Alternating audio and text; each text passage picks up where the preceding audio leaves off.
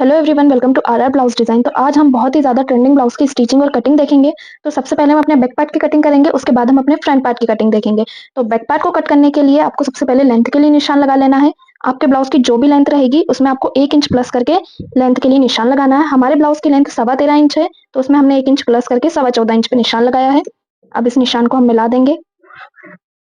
इसे मिलाने के बाद अब हम शोल्डर के लिए निशान लगाएंगे। तो यहाँ पे हमने अपने ब्लाउज के शोल्डर निकाले हुए हैं 5.25 इंच, तो हम 5.25 इंच पे निशान लगा देंगे। ये जो हमने निशान लगाया वो हमने अपने शोल्डर माइनस चार्ट को देख के लगाया है। हमारे जो ब्लाउज का साइज है वो 34 साइज है। ये हमारे ब्लाउज का पूरा मेजरमेंट है। तो इस मेजरमेंट में हमारे फुल शोल्डर है 13 इंच के। 13 इंच के जो हमारे शोल्डर है उसी से हम अपने शोल्डर का मेजरमेंट निकालेंगे कि ये जो शोल्डर है वो हमें कितने इंच पे रखना है। तो उसके लिए हम अपना शोल्डर माइनस चार्ट देख लेंगे। इस चार्ट में आपको देखना है कि जो आपके नेक है बैक का वो कैसा है। तो जो हमारा नेक है वो वी नेक है और जो हमारे नेक की लंबाई है वो 10 इंच की है। तो यहाँ पे हमारे शोल्डर कितने आ रहे हैं, 2.5 इंच। तो आपको फुल शोल्डर, आपके जितने भी फुल शोल्डर रहेंगे 13 इंच के, उसमें से 2.5 इंच को माइनस कर देना है और फिर उसे 2 से डिवाइड कर लेना है। तो यहाँ पे हमारा कितना आया, 5.25 इंच। तो हमने अपने शोल्डर के लिए 5.25 इंच पे निशान लगा दिया है। इधर साइड भी हम 5.25 इंच पे एक निशान लगा लेंगे। इसके बाद हम अपने आर्म होल के लिए निशान लगाएंगे। तो आर्म होल के लिए निशान लगाने के लिए हम अपना आर्म होल वाला चार्ट देखेंगे। ये हमारा आर्म होल वाला चार्ट है। इसमें हमारे आर्म होल का फॉर्मूला दिया हुआ है, इससे हम अपने आर्म होल का निशान लगा सकते हैं। तो हमारी चेस्ट का साइज है 34। 34 को हम 6 से डिवाइड कर लेंगे, प्लस इसमें हम 0.5 इंच कर देंगे, तो हमारा आया 6 इंच। तो यहाँ से हम आर्म होल के लिए निशान लगाएंगे 6 इंच पे।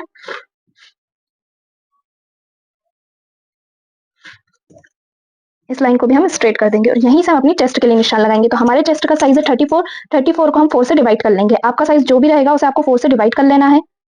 तो यहाँ पे हम 34 को डिवाइडेड बाय 4 कर लेंगे, तो हमारा आया 8.5 इंच। तो यहाँ से हम अपनी चेस्ट के लिए निशान लगाएंगे 8.5 इंच में, प्लस हम 1.5 इंच का मार्जिन रखेंगे।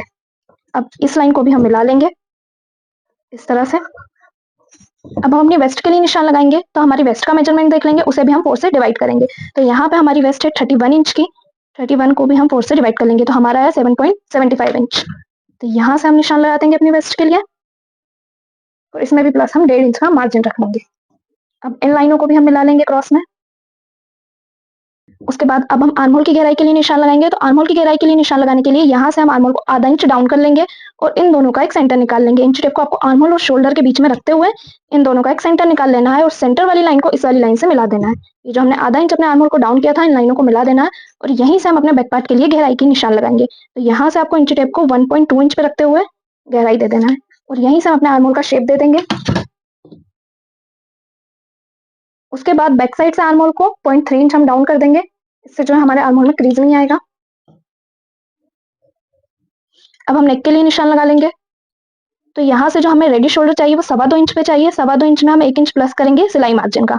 तो हमें ऑटोमेटिक हमारा जो नेक है वो मिल चुका है। तो जो हमारी नेक की चौड़ाई है वो 2 इंच है और जो हमारा नेक की लंबाई है वो 10 इंच है। तो यहाँ से हम 10 इंच पे एक निशान लगा लेंगे, इसे मिला लेंगे और जो हमारा नेक है बैक का वो वी है, तो इसे हम वी में शेप दे देंगे।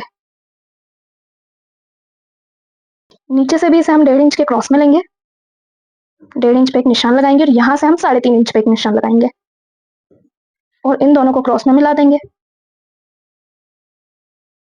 ये निशान लगाने के बाद अब हम अपने शोल्डर को डाउन करेंगे, क्योंकि हमारा नेक डीप है। तो नेक डीप में हमारे जो शोल्डर रहते हैं वो नेक की तरफ डाउन होते हैं। तो यहाँ से 0.3 इंच पे आपको आपके शोल्डर को डाउन कर देना है इस तरह से। बैक पार्ट को हम ओपन रखने वाले हैं, तो यहाँ पे हमारी उकाई की पट्टी लगेगी। अब इस पूरे पार्ट की हम कटिंग कर लेंगे।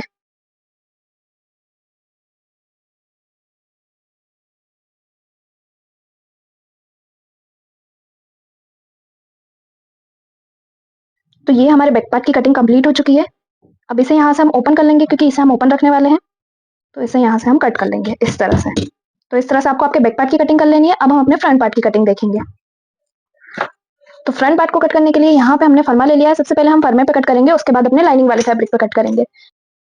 तो हम फ्रंट पार्ट पे मार्किंग करेंगे, जैसे हमने अपने बैक पार्ट पे मार्किंग की थी सेम अपने फ्रंट पार्ट पे मार्किंग करेंगे। तो सबसे पहले हम लेंथ के लिए निशान लगा लेंगे, जैसे हमने बैक पार्ट में लगाया था। तो वहां पे हमने 14.25 इंच पे निशान लगाया था, सेम यहाँ पे भी हम 14.25 इंच पे निशान लगा लेंगे ब्लाउज की लेंथ के लिए इस तरह से। लेंथ के लिए निशान लगाने के बाद हम अपने ब्लाउज के शोल्डर के लिए निशान लगाएंगे। तो शोल्डर का निशान हमने 5.25 इंच पे लगाया था, तो ये निशान भी हम 5.25 इंच पे लगा देंगे। और आर्मोल का निशान हमने 6 इंच पे लगाया था, तो यहाँ भी हम आर्मोल का निशान 6 इंच पे लगा लेंगे और इन लाइनों को भी हम मिला लेंगे। अब यहाँ से हम अपने चेस्ट के लिए निशान लगा लेंगे। तो बैक पार्ट में हमने जो 8.5 इंच पे निशान लगाया था, यहाँ भी हम 8.5 इंच में 1 इंच प्लस करेंगे लूजिंग का। तो यहाँ पे आपको 1 इंच प्लस कर देना है लूजिंग का और 9.5 इंच पे निशान लगाना है अपनी चेस्ट के लिए, प्लस इसमें हम 1.5 इंच का मार्जिन रखेंगे।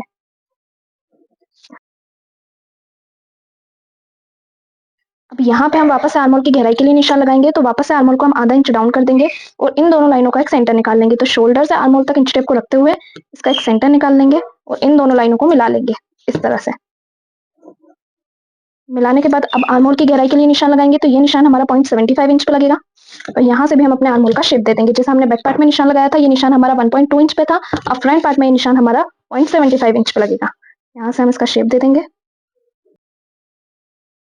आर्महोल की गोलाई देने के बाद अब हम अपने रेडी शोल्डर के लिए निशान लगाएंगे, तो हमारे रेडी शोल्डर है 2.25 इंच के।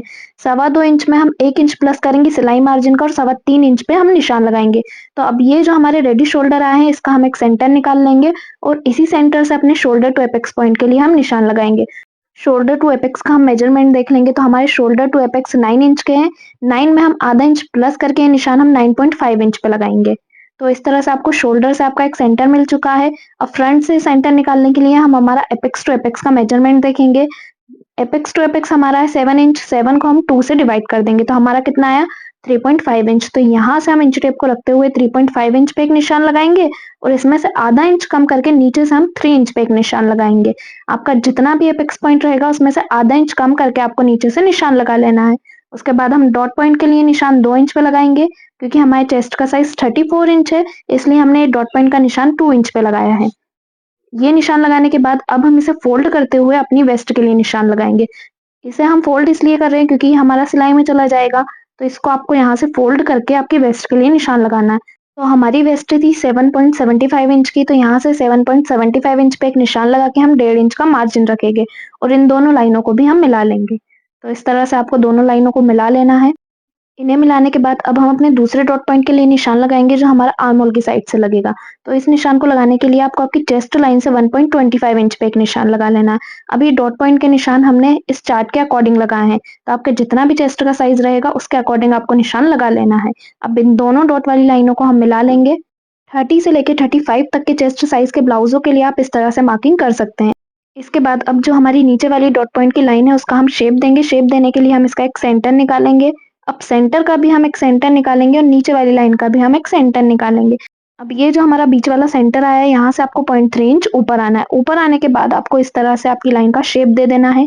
शेप देने के बाद अब हम अपने बेल्ट के लिए निशान लगाएंगे। तो बेल्ट के लिए हम ये निशान 2.25 इंच पे लगाएंगे। आप चाहें तो ये निशान 2.5 इंच पे भी लगा सकते हैं। आपको बेल्ट को जितना चौड़ा रखना हो उसके अकॉर्डिंग आपको इस निशान को लगा लेना है। हमें बेल्ट को ज़्यादा चौड़ा नहीं रखना था, इसलिए हमने 2.25 इंच पे लगाया। इसके बाद हम बेल्ट में क्रॉस के लिए निशान लगाएंगे, तो ये निशान हम 1.5 इंच पे लगाएंगे, क्योंकि जो हमारा नेक है वो ज़्यादा डीप है, इसलिए हमने इस निशान को 1.5 इंच तक लिया है। उसके बाद साइड से हम 3.5 इंच पे एक निशान लगाएंगे और इन दोनों निशानों को इस तरह से क्रॉस में हम मिला देंगे। तो जो हमारा बेल्ट है वो बन के रेडी हो चुका है। उसके बाद हम अपने नेक के लिए निशान लगाएंगे। तो रेडी शोल्डर निकालने के बाद जितना भी हमारा बचता है वो हमारे नेक की चौड़ाई रहती है। तो हमारी नेक की चौड़ाई कितनी है 2 इंच। तो 2 इंच से बेल्ट जो हमने निकाला है वहां तक आपको स्केल को रखते हुए वी शेप में एक लाइन ड्रॉ कर देनी है। तो इस तरह से हमारे नेक का शेप बन के रेडी हो चुका है। अब हम अपनी आर्म होल वाली लाइन का शेप देंगे। तो इसका शेप देने के लिए हम दोनों का एक सेंटर निकालेंगे। तो ये हमारा आया 0.2 इंच। 0.2 इंच पे एक निशान लगाएंगे और इसी निशान से हम 1.25 पे एक और निशान लगा देंगे इस तरह से।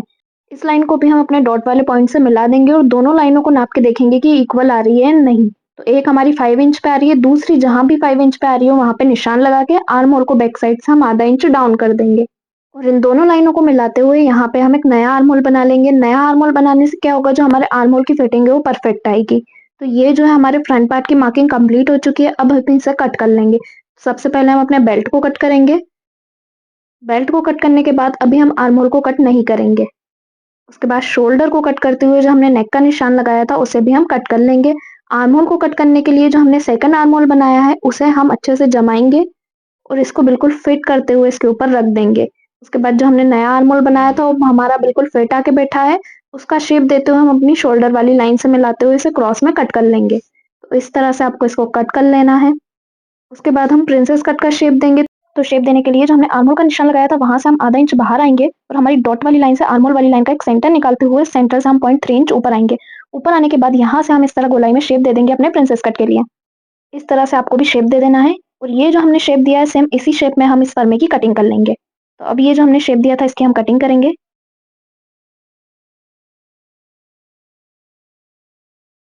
नीचे से जो हमारा डॉट पॉइंट है उसकी भी हम कटिंग कर लेंगे। और जो हमने प्रिंसेस कट ब्लाउज का शेप देते हुए कट के पॉइंट लगाए थे उन दोनों कट के पॉइंट को मिलाते हुए यहाँ पे हम एक एक कट का निशान लगा देंगे।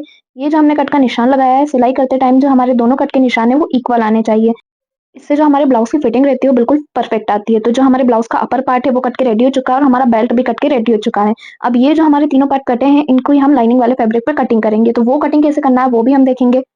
तो यहाँ पे हमने अपने फर्मे को ले लिया है और फर्मे में कहाँ-कहाँ पे मार्जिन रखना है वो हम देखेंगे। तो नीचे की साइड पे आधा इंच का मार्जिन आएगा और यहाँ बेल्ट में नीचे की साइड पे 0.5 इंच का मार्जिन आएगा। ये मार्जिन हम क्यों लेते हैं? ताकि जब हम ब्लाउज की सिलाई करेंगे तो ये जो हमारा मार्जिन है वो सिलाई में चला जाएगा। इसके बाद जो हमारा फर्मा है उसे हम अपने लाइनिंग वाले फैब्रिक के ऊपर अच्छे से बिछा लेंगे और बिछाने के बाद अपने नेक के लिए निशान लगाएंगे। नेक हमने 2 इंच का निकाला था तो हम 2 इंच पे निशान लगा लेंगे और फर्मे को उसी निशान पे रखते हुए साइड से भी हम आधा-आधा इंच का मार्जिन लेंगे क्योंकि ये मार्जिन भी हमारा प्रिंसेस कट ब्लाउज की जब हम फिटिंग डालेंगे तो उसमें चला जाएगा। उसके बाद पूरे फर्मे की मार्किंग हम अपने लाइनिंग वाले फैब्रिक के ऊपर कर लेंगे। फर्मे को आपको अच्छे से रखते हुए इसकी मार्किंग कर लेनी है। बिल्कुल जैसा आपने फर्मे को कट किया था सेम वैसी मार्किंग आपकी लाइनिंग वाले फैब्रिक पे भी आनी चाहिए। इसकी मार्किंग करने के बाद अब हमें आधा-आधा इंच का जहाँ से मार्जिन लेना था वहाँ पे हम निशान लगा लेंगे और जो हमारा डॉट वाला पॉइंट था उस पे भी हम यहाँ पे लाइनिंग वाले फैब्रिक पे एक निशान लगा लेंगे। निशान लगाने के बाद हम शोल्डर को डाउन करना देखेंगे। तो जैसे हमने अपने बैक पार्ट में शोल्डर को 0.3 इंच डाउन किया था वैसे ही अपने फ्रंट पार्ट में भी हम शोल्डर को 0.3 इंच डाउन कर देंगे। अब ये मार्किंग हमारी कंप्लीट हो चुकी है तो इसकी हम कटिंग कर लेंगे।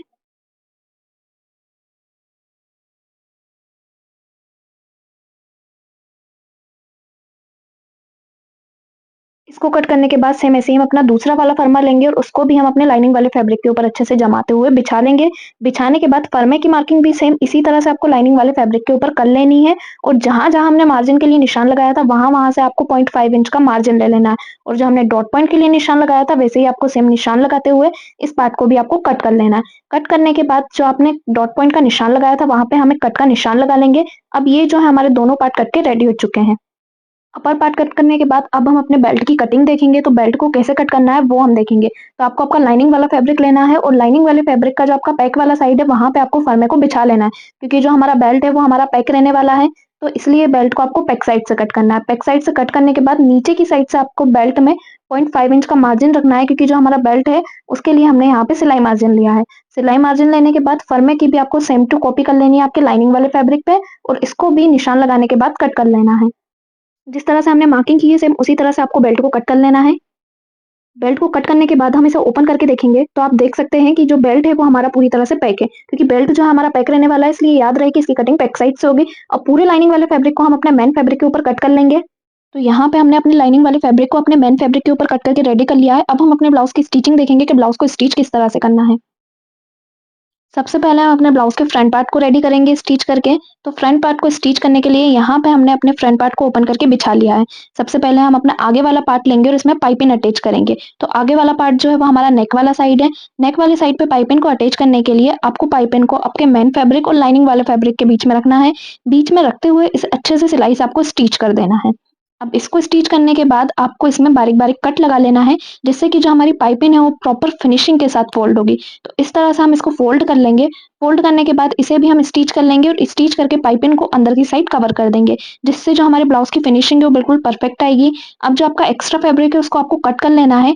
कट करने के बाद हमारा जो ब्लाउज है उसको हम ओपन करके बिछा लेंगे और दोनों पार्ट की जो टुक्की है उसे हम अलग-अलग जॉइंट करेंगे। अलग-अलग हम क्यों जॉइंट कर रहे हैं क्योंकि इसमें हम कप्स अटैच करने वाले हैं इसलिए हम अस्तर वाले फैब्रिक को अलग जॉइंट करेंगे और जो हमारा मेन वाला फैब्रिक है उसे हम अलग जॉइंट करेंगे। तो सबसे पहले हम अपने अस्तर वाले फैब्रिक को जॉइंट कर रहे हैं।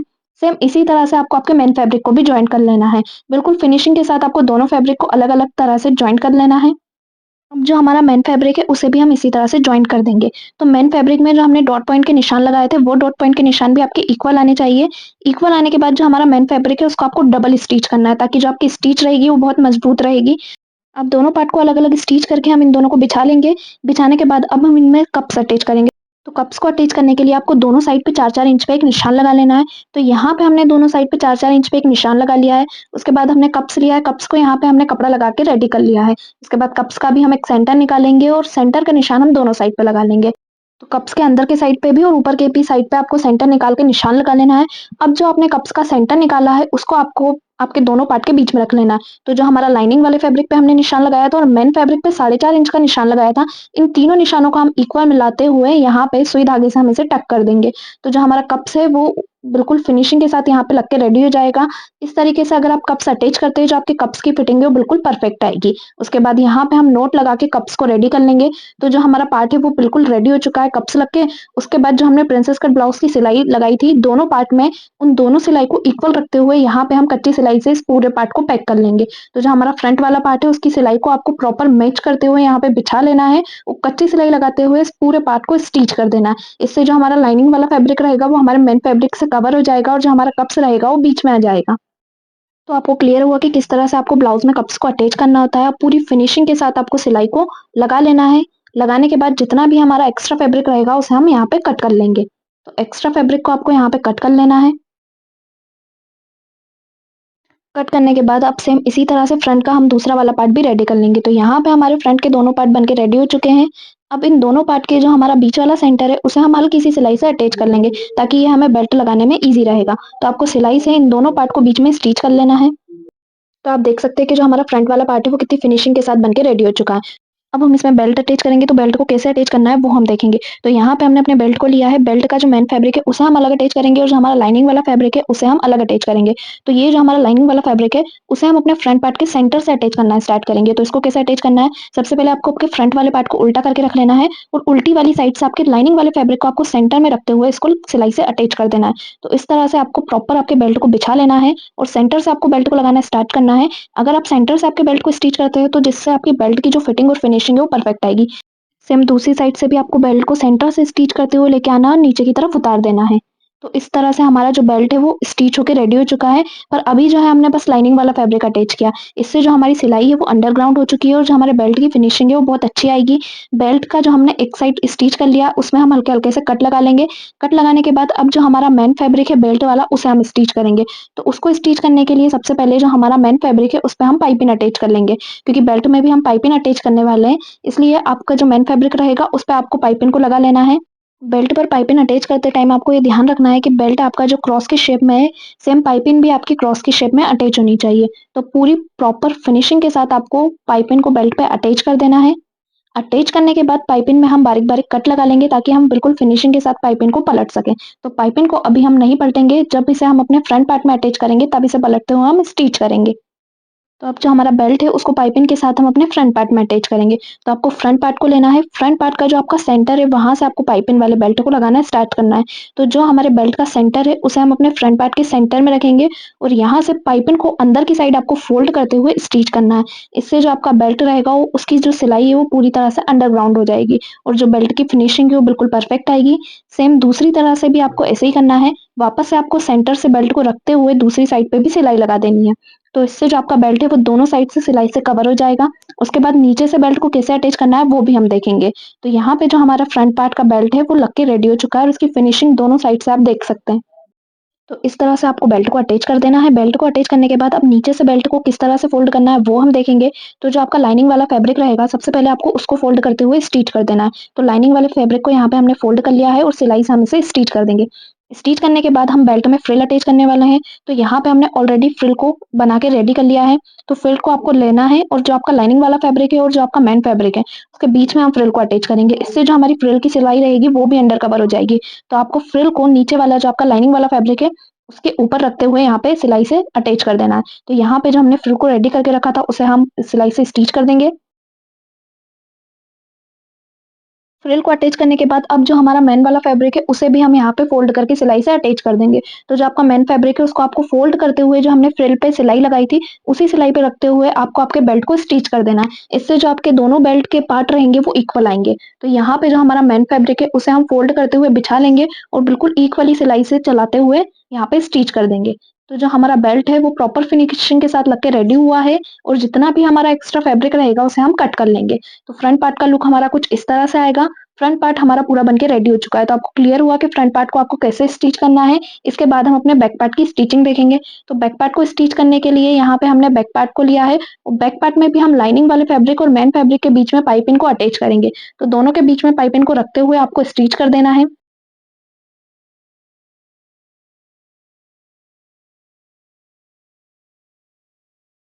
पाइपिंग को लगाने के बाद अब बैक पार्ट में भी हम फ्रिल लगाने वाले हैं, तो फ्रिल को कैसे अटैच करना है वो भी हम देख लेंगे। आपको फ्रिल को लेना है और फ्रिल को ऊपर की साइड रखते हुए आपको इसमें अटैच करना है, क्योंकि इसमें भी हम अंडरग्राउंड सिलाई लगाने वाले हैं। तो फ्रिल को आपको जो आपका लाइनिंग वाला फैब्रिक रहेगा और मेन फैब्रिक रहेगा, उन दोनों के बीच में रखते हुए आपको स्टिच करना है। इससे क्या रहेगा, जब हम कपड़े को पलटेंगे तो जो आपकी फ्रिल है वो ऑटोमेटिक बाहर की साइड आ जाएगी और इससे जो आपकी सिलाई है वो अंडरग्राउंड हो जाएगी। तो जो हमारी फ्रिल की फिनिशिंग है वो बिल्कुल परफेक्ट आएगी। इसके बाद हम इसको स्टिच करने के बाद इसमें बारीक-बारीक कट लगाएँगे। कट लगाने से क्या होता है, जो हमारा कपड़ा रहता है वो प्रॉपर फिनिशिंग के साथ फोल्ड होता है। तो यहाँ पे आपको पाइपिंग की साइड और जहाँ पे हमने फ्रिल लगाई है उस साइड, दोनों साइड पे आपको कट के निशान लगाते हुए कपड़े को पलट लेना है। तो आप देख सकते हैं कि कपड़े को पलटने के बाद जो हमारी फ्रिल है वो ऑटोमेटिक बाहर आ चुकी है। अब पाइपिंग की साइड से हम प्रॉपर स्टिच कर लेंगे। यहाँ से स्टिच करने के बाद जहाँ हमने फ्रिल लगाई है, वहाँ भी हम स्टिच कर लेंगे। स्टिच करने के बाद पूरे कपड़े को हम स्टिच कर लेंगे कच्ची सिलाई से और इसे कवर कर लेंगे।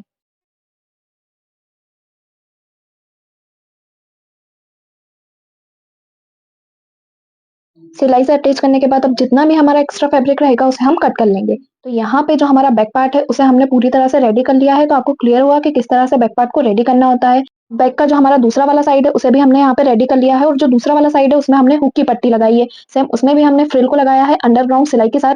तो यहाँ पे हमारे दोनों पार्ट रेडी हो चुके हैं। अब जो हमारा पहला वाला पार्ट है उसमें हम आई की पट्टी लगाएँगे। तो यहाँ पे हमने आई की पट्टी को ऑलरेडी रेडी किया हुआ है। आई की पट्टी आपको जैसे लगानी होती है आप उस तरह से लगा सकते हैं। हमने यहाँ पे आई की पट्टी को लगा के रेडी कर लिया है। जब आप हुक्का की पट्टी लगाए तो आपको ध्यान रखना है कि दोनों पट्टी आपकी इक्वल आनी चाहिए। तो हमने पट्टी को लगा के रेडी कर लिया है। अब दूसरे वाली साइड को भी हम रख के यहाँ पे नाप के देखेंगे कि दोनों जो हमारी पट्टी है वो इक्वल आ रही है या नहीं। तो हमारी दोनों पट्टियाँ इक्वल आ रही है। अब जो हमारा बैक वाला साइड है वो प्रॉपर फिनिशिंग के साथ यहाँ पे रेडी हो चुका है। फ्रंट वाले पार्ट को हम लेंगे और यहाँ पे रख के देखेंगे। तो आप देख सकते हैं कि हमारा फ्रंट पार्ट और बैक पार्ट दोनों बन के रेडी हो चुके हैं। फ्रंट पार्ट में जो हमने फ्रिल लगाई थी वो भी हमारी बिल्कुल अंडर कवर है उसकी सिलाई।